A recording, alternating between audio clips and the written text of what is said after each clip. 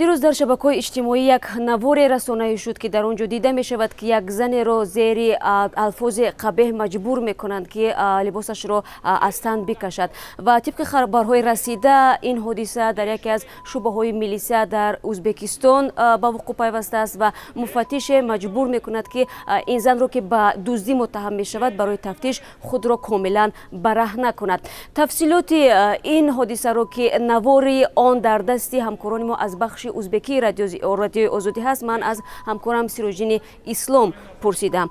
سوال نخستینم از سیروژدین این بود که چگونه این نوار به دست آنها افتاد؟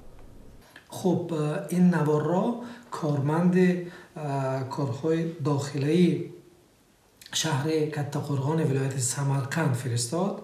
گویا او همکار شخصی که این نوار را گرفته است باشد و نفری که این نوار را میگیرد یک زن را که گویا با دزدی دستگیر شده است در بازار شهر کتقرغان با لحن‌های شدید مجبور میکند که لباسهایش را کشد و این را ما روز چهارم حادثه گویا روز سوم رخ افتاده است. سیروژدین، آیا شما یگان دلیل دارید که این نوار صحنه‌سازی نیست برای بدنام کردن مفتش میلیسا؟ نه، اصلا امکانش نیست، چون که صحنه‌سازی نیست.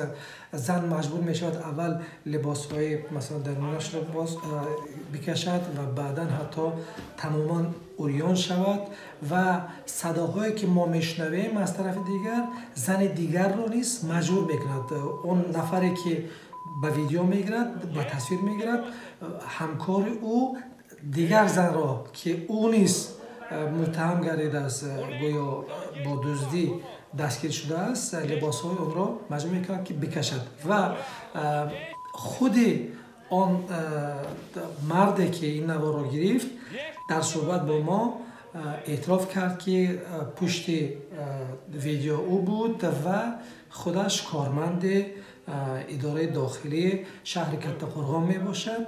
خب حداقل سیروژدین، برای خودتان شما شخصیت این جبریده ها را معین کردید تا به حال؟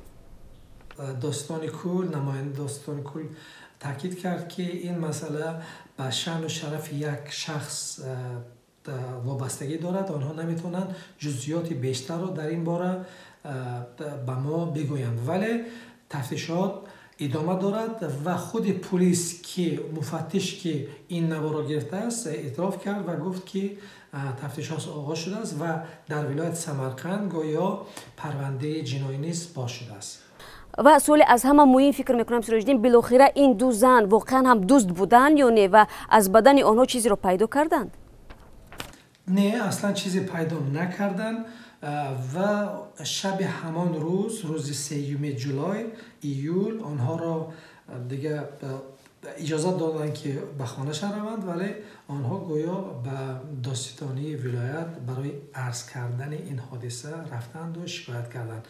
تقدیر آنها را نمیدانیم، ولی عکس العملش در خود ازبکستان خیلی زیاد بود.